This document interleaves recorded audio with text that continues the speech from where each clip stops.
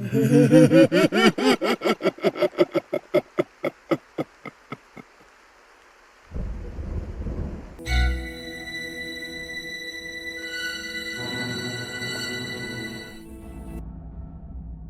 you ever heard your own voice calling to you from somewhere you know you're not?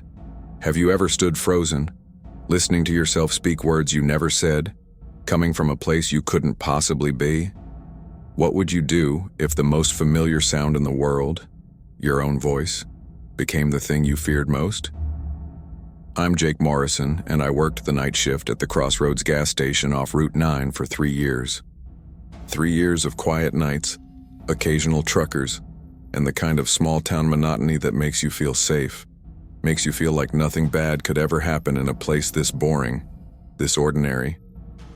I was wrong, dead wrong, and I need to tell you what happened to me during those last 2 weeks of October, because if I don't get this out, if I don't warn someone, I think I might lose my mind completely. The Crossroads sits about 40 miles outside of Millbrook, a dying town in rural Pennsylvania, where everyone knows everyone and nothing interesting ever happens. It's one of those places where the gas station is also the only real gathering spot for 30 miles in any direction.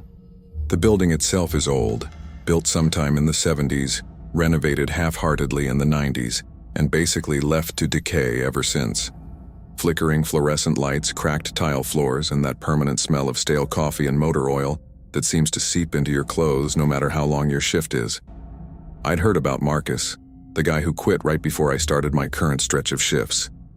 We'd overlapped a few times over the years, and he seemed solid, quiet, reliable, the kind of guy who showed up on time and did his job without complaint. So when I heard he'd walked out in the middle of a shift and refused to come back, refused to even explain why, it struck me as strange. The manager, Dale, didn't want to talk about it much, just said Marcus had personal issues, and left it at that. I should have pressed harder, should have asked more questions, but I needed the hours, and the night shift paid an extra $2 an hour. My daughter Emma's medical bills from her surgery the year before were still piling up, and my wife Sarah was working double shifts at the diner just to keep us afloat. So when Dale offered me 5 nights a week, 11 p.m. to 7 a.m., I took it without hesitation. The first week was normal. Boring even. I'd stock shelves, clean the coffee station, help the occasional insomniac trucker or lost traveler. The gas station was laid out simply. Main store area up front with the register and displays, a small back room for inventory and the break area, and the restrooms down a narrow hallway on the east side of the building. Men's room on the left, women's on the right, and a utility closet at the very end. The hallway always felt colder than the rest of the station, and the lights down there had this irritating flicker that maintenance never seemed to fix, but nothing about it screamed danger. It was just another run-down part of a run-down building. It started on a Tuesday night, around 2:30 in the morning. I was restocking cigarettes behind the counter when I heard it. Faint, distant, but unmistakable. Someone calling my name. Jake. I looked up, scanning the empty store. The front doors were closed. The parking lot visible through the windows completely vacant except for my beat-up Honda. I waited, listening. Nothing but the hum of the refrigerators and the buzz of the dying fluorescent lights. I went back to the cigarettes, chalking it up to exhaustion. I'd only gotten about 4 hours of sleep before my shift, and the coffee I'd been mainlining was probably making me jittery. But then I heard it again. Jake. This time I was certain. It was coming from inside the building. I stepped out from behind the counter, my heart rate picking up slightly. The voice had sounded close, but when I scanned the aisles, I saw nothing. The store was completely empty. Hello? I called out, feeling ridiculous. Store's open if you need something. No response. I walked down the main aisle, checking the spaces between shelves where someone could theoretically hide, though I couldn't imagine why anyone would. Everything was still. Quiet. But as I stood there in the middle of the store, I heard it a third time. Jake. The restroom hallway. The voice was definitely coming from the restroom hallway. I moved toward it, that cold air hitting me as soon as I turned the corner. The flickering lights cast strange shadows on the pale yellow walls. Both restroom doors were closed. "Someone in there?" I called out. My voice echoed slightly in the narrow space. Nothing. I walked to the men's room door and knocked. "Hey, if you need something, the store's up front." Silence. I tried the handle, but it was locked from the inside. I pressed my ear to the door, listening for any sound of movement, breathing, anything. All I could hear was the drip of the faucet inside, that steady plunk, plunk, plunk that suggested the seal needed replacing. I knocked again, harder this time. "Sir, I need to know if you're okay in there." Still nothing. I stood there for a long moment, my hand on the cold metal of the door handle, trying to decide what to do. The voice had definitely come from this direction, but now there was only silence. Could someone have slipped past me while I was behind the counter? It seemed unlikely. I would have heard the door chime. But the alternative, that I was hearing things, felt even less likely. The voice had been so clear, so distinct. I pulled out my key ring and found the master key for the restrooms. Dale had given it to me specifically for situations where someone might be sick or in trouble. I unlocked the door and pushed it open slowly. "Coming in," I announced, giving anyone inside a chance to respond. The restroom was empty. Single toilet, single sink, and the aforementioned dripping faucet. The small window high on the back wall was locked tight from the inside, its frosted glass coated with years of grime. No one could have climbed out even if they'd wanted to. I checked the stall, empty, and even looked behind the door like an idiot. Nothing. I was completely alone. I stood there in that cold, flickering bathroom, listening to the drip of the faucet and feeling my skin prickle. The rational part of my brain was already forming explanations. Exhaustion. Stress. Maybe the sound had carried from outside somehow, distorted through the building's ventilation system. People's voices can do weird things in empty spaces. I'd probably just heard a trucker talking to someone on his CB radio in the parking lot, and my tired brain had twisted it into something familiar. I locked the bathroom door behind me and returned to the counter, shaking off the unease. The rest of the shift passed without incident. Dawn came. Dale arrived for the morning shift, and I went home to sleep. But that night, it happened again. This time I was in the back room, doing inventory around 3 a.m. The back room connected to both the store floor and via a second door to the utility closet at the end of the restroom hallway. I was counting boxes of motor oil when I heard my name again. Jake. Louder this time, clearer, and it was absolutely unmistakably coming from the direction of the restrooms. I set down my clipboard and moved to the door that led to the utility closet. From there, I could see down the hallway to both restroom doors. Both were closed. The lights flickered their neurotic pattern, making everything feel like an old horror movie. "Hello?" I called out. My voice sounded thin, nervous. "Jake." It was coming from the men's room again, same place as the night before. But this time, something about the voice caught my attention in a way it hadn't before. The tone, the cadence. It was familiar in a way that went beyond simply hearing my name. I walked down the hallway, that cold air wrapping around me like a physical thing. "Who's there?" I demanded, trying to sound authoritative. "I'm going to call the police if you don't come out." No response. I reached the door and knocked, already knowing what I'd find. Or wouldn't find. I tried the handle. Locked. I pressed my ear against it. "Jake." I stumbled backward, my heart slamming against my ribs. The voice had come from directly on the other side of the door, just inches from where my ear had been pressed, close enough that I should have felt breath against the crack between door and frame. But more than that, more than the proximity, I recognized that voice. Really recognized it. It sounded exactly like me. Not similar, not kind of like me. Exactly like my voice. The same slight rasp, the same inflection. It was like listening to a recording of myself, except I was standing in a hallway, listening to myself call my own name from inside a locked bathroom. My hands shook as I fumbled with my keys. I had to see, had to know. I unlocked the door and threw it open, half expecting to see myself standing there, some impossible reflection come to life. But the bathroom was empty, just like before. The faucet dripped, the window remained locked, the cold air seemed to press against my skin. I checked everywhere, behind the door, in the stall, even knocked on the walls looking for some hidden space or opening. Nothing. The room was exactly as it should be. Small, dingy, and completely vacant, but the voice had been real. I knew it had been real. You don't imagine something that specific, that clear. I locked the bathroom and went back to the counter, my mind racing. I tried to focus on work, on anything else, but my thoughts kept circling back to that voice, my voice, calling my name from behind a locked door. I pulled out my phone and almost called Sarah, but what would I even say? That I was hearing things at work?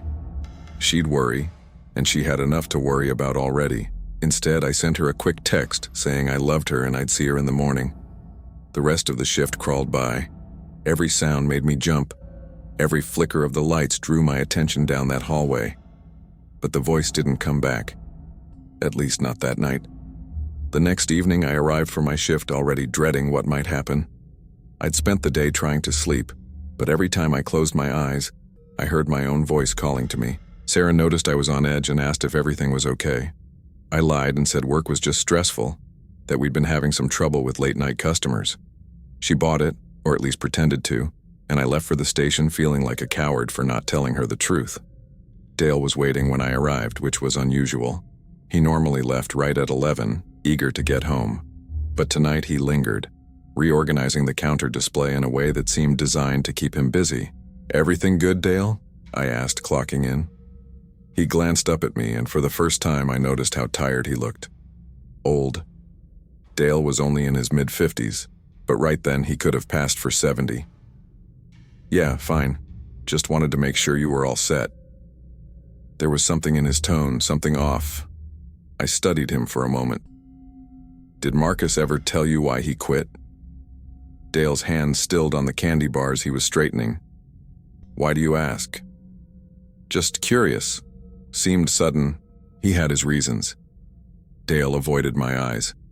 "Listen, Jake, if you ever feel like this job isn't working out, you just let me know. No judgment, no questions. Sometimes places just don't agree with people." The words hung in the air between us, loaded with meaning I couldn't quite grasp. Before I could press him further, Dale grabbed his jacket and headed for the door. "Lock up tight," he said over his shoulder.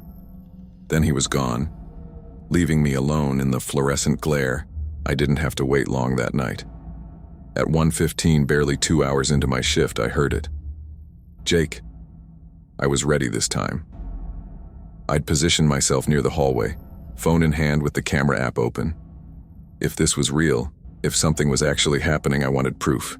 I needed proof for my own sanity, if nothing else. I moved quickly down the hallway, the cold air hitting me like always. The voice called again. "Jake." Definitely the men's room. I held up my phone and started recording, then knocked on the door. "I know someone's in there, come out now." "Jake." God, it really did sound exactly like me. I tried the handle, locked, and then used my key. I shoved the door open, phone raised to capture whatever was inside. Empty. Completely empty. I swept the phone around, recording every corner, every surface. Nothing. Just that same dripping faucet, those same dirty tiles, that same locked window. I was breathing hard, my hands trembling so badly the video was probably unwatchable. But I had proof now. Proof that I was hearing things that couldn't possibly be real. I locked the bathroom and went back to my phone, pulling up the video. But when I played it back, my blood turned to ice. The video showed exactly what I'd seen. An empty bathroom. But the audio was all wrong. In the playback, I could hear my footsteps, my breathing, my voice saying, "I know someone's in there." But when I called out, when that other voice should have responded, there was nothing. Just silence. I played it again. Same result. The voice that had been so clear in the moment, that had driven me down the hallway in the first place, simply didn't exist on the recording. It hadn't been captured. It was as if it had never happened. Except I knew it had happened. I knew what I'd heard. I put the phone away with shaking hands and tried to think rationally. Maybe the voice was at a frequency the phone couldn't pick up. Maybe the bathroom's acoustics did something weird that only worked in person. These explanations felt thin, desperate, but I clung to them because the alternative was that I was losing my mind. The rest of the week followed the same pattern. Every night, at least once per shift, I'd hear my own voice calling my name from the locked men's room. Sometimes it was just once or twice. Other nights it was constant, every 20 or 30 minutes my voice calling out to me like some kind of verbal SOS. I tried everything. I checked the bathroom before my shift started and locked it, thinking maybe someone was getting in somehow. Didn't matter. The voice still called. I left my phone recording all night in the hallway. The recordings captured nothing but the buzz of lights and the drip of that faucet. I stopped sleeping well. The bags under my eyes deepened, and Sarah started asking more pointed questions. I deflected, made excuses, but I could see the worry in her face. Emma asked me at breakfast one morning why I looked so sad. I forced a smile and told her Daddy was just tired from work. She was 7 years old and still believed that adults could handle anything. I didn't want to be the one to teach her otherwise. By the second week, things escalated. It was Thursday night, almost 2 weeks to the day since this all started. The usual pattern had held. Around 2 a.m., I'd heard my name called from the bathroom. I'd ignored it this time, stayed behind the counter, forced myself to keep working. If I didn't respond, maybe it would stop. Maybe whatever this was would lose interest. But then the voice changed its approach. "Jake, help me." I froze in the middle of restocking the cigarette shelf, those words in my voice carrying a tone of genuine distress. It sounded like I was in pain or afraid. Some instinct older than rational thought kicked in.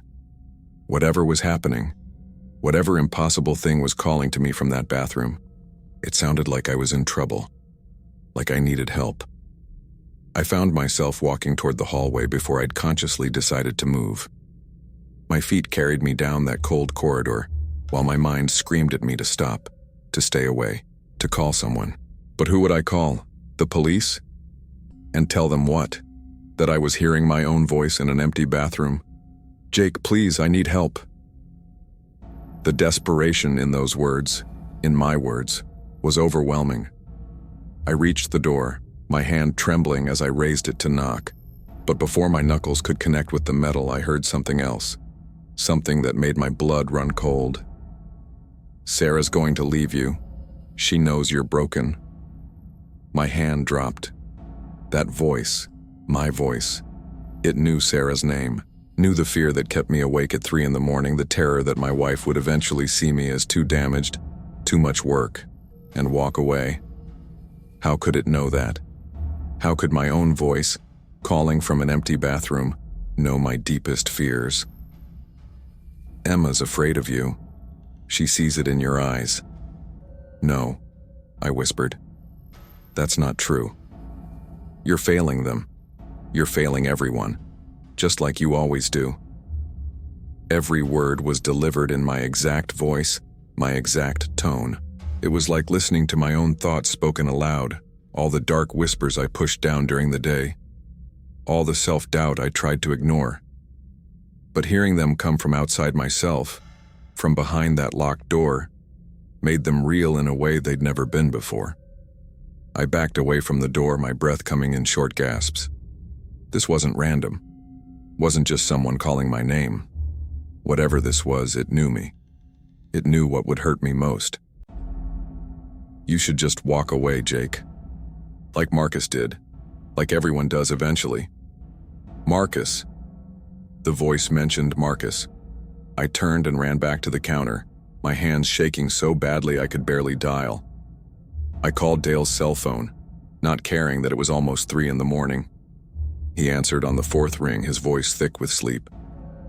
"Jake, what's wrong?" "I need you to tell me what happened to Marcus. I need you to tell me right now." There was a long pause. I could hear Dale breathing, could practically feel him weighing what to say. Finally, he sighed. He heard things. Said someone was calling his name from the men's room, Said it sounded like him. I thought he was having a breakdown, using drugs maybe. He came to me after a week of it, said he couldn't work here anymore. Said the voice knew things it shouldn't know, said things that made him feel like he was going crazy. I didn't believe him, Jake. I thought he just needed a break, maybe some help. I should have closed that bathroom, should have done something. My grip tightened on the phone. It's happening to me too. I know, Dale said quietly. I figured it might. That's why I tried to warn you. But you needed the work and I needed someone on nights, and I convinced myself that maybe it was just Marcus, just something in his head. I'm sorry, Jake. I'm so sorry. What do I do? You get out of there. You close up right now and you leave. I can't afford to lose this job, Dale. You know I can't. And I can't afford to lose another employee to whatever the hell is in that building. Dale shot back, his voice rising. There's something wrong with that bathroom, Jake. Has been for years, probably. We just didn't notice because we had day staff mostly, and it only seems to happen at night. But I've heard the stories now, going back decades. Night shift workers hearing voices, hearing themselves. Most quit before it gets bad. The ones who stay too long, who try to push through it. He trailed off. What? What happens to them? I don't know. They disappear, or they end up in psychiatric hospitals, or they just stop being themselves. There was a guy in the 80s worked nights for almost a month with this happening. His wife found him in their garage one morning. He'd hanged himself. Left a note that just said, "It wasn't me. It was never me." The hallway was visible from where I stood at the counter. I could see the closed door of the men's room, could see that flickering light casting its sporadic shadows. And as I watched, I heard my voice drift down the corridor one more time. You can't run from yourself, Jake. I made a decision in that moment. Maybe it was stupid. Maybe it was the worst choice I could have made. But I was tired of being afraid, tired of this thing, whatever it was, having power over me. I told Dale I'd call him back and hung up before he could protest. I walked down that hallway one more time, my heart pounding so hard I could hear it in my ears. The cold wrapped around me, but I pushed through it. I stood in front of the men's room door and spoke to it, to myself, to whatever was on the other side. I don't know what you are. I don't know if you're real or if I'm losing my mind. But I know this. You're not me. You sound like me. You know things about me, but you're not me. Because I don't give up. I don't walk away when things get hard. I have a wife and daughter who need me. And I'll be damned if I'm going to let some voice in a bathroom break me. Silence. For the first time since this started, there was complete silence. Not even the drip of the faucet. I stood there, waiting. But nothing came. No voice.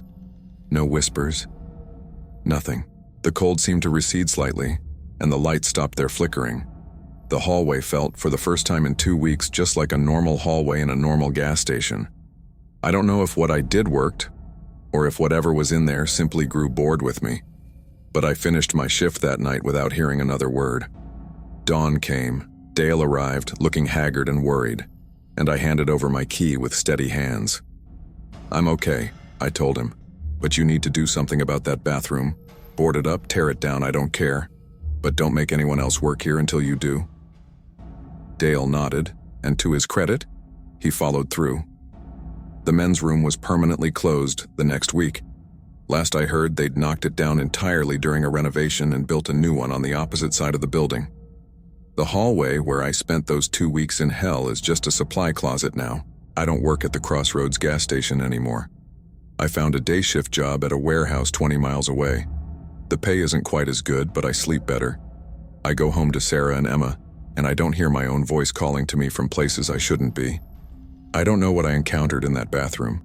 Part of me believes it was all in my head, some kind of stress-induced break from reality brought on by exhaustion and financial pressure. That's what the rational part of my brain insists. But late at night when I'm alone, I remember how real that voice sounded, how it knew things it couldn't possibly know, how it felt like looking into a mirror and seeing something looking back that wasn't quite right. And I remember Marcus, and that man in the 80s and all the other night shift workers over the years who heard themselves calling from an empty room. I think about them. And I wonder if maybe we're all just echoes of ourselves calling out in the dark. trying to warn each other about the places where reality gets thin. The places where you can hear yourself speaking words you never said, thinking thoughts you tried to bury. The places where your own voice becomes the most terrifying sound you've ever heard. I drove past the Crossroads last month, just to see if it was still standing. It is. The new bathroom is built, the parking lot repaved. It looks normal, just another rundown gas station on a rural highway. But I noticed something that made my hands tighten on the steering wheel. There was a help wanted sign in the window. Night shift. Same hours I used to work. Same pay, probably. I wonder who'll take that job. I wonder if they'll hear their name called from somewhere they're not. I wonder if they'll be smart enough to walk away before it's too late. Or if they'll stand in that cold hallway like I did, listening to themselves speak words they never said. I hope they walk away. I hope they run.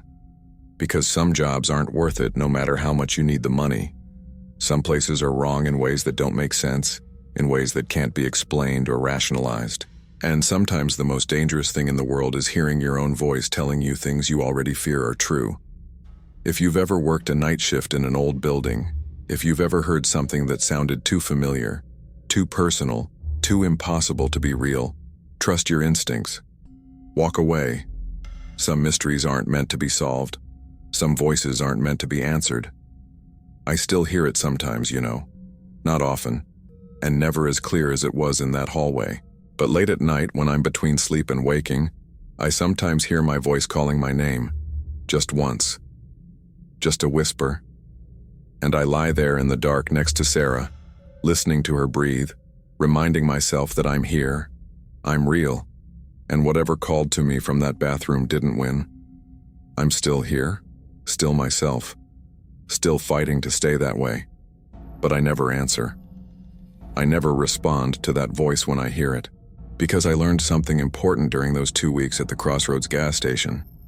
Sometimes the most important thing you can do is refuse to acknowledge the parts of yourself that want to drag you down. The self-doubt, the fear, the voice that tells you you're failing and broken and alone. Those voices are always there, whether they're in your head or coming from a locked bathroom. And the only way to survive them is to recognize them for what they are and keep moving forward anyway. So if you've made it this far, if you've listened to my story and you're wondering if any of it was real, let me ask you this. Does it matter? Real or not, that voice almost broke me. Real or not, I had to find the strength to stand up to it and choose myself, choose my family, choose to keep going even when everything in me wanted to give up. And that's real. That struggle is real, whether the voice was a ghost or a hallucination or something else entirely. We all have a voice in the bathroom, a place where our doubts and fears echo back at us, sounding so much like ourselves that we can't tell what's real anymore. The question isn't whether that place exists. The question is what you do when you hear it calling. Do you answer? Do you give it power? Or do you lock the door and walk away, choosing to believe in the version of yourself that keeps fighting, that keeps trying, that refuses to give up no matter how loud the voices get? I know what I chose, and I'm still here to tell you about it. That has to count for something. If this story resonated with you, if you've ever faced your own voice in the dark and had to choose who you wanted to be, hit that subscribe button. Drop a comment and tell me about your experience. Not because I need to hear it, but because maybe someone else needs to know they're not alone in this fight. We all have our locked bathrooms, our cold hallways, our midnight voices, but we don't have to face them alone. Thanks for listening. Stay safe out there. And remember, not every voice that knows your name deserves an answer.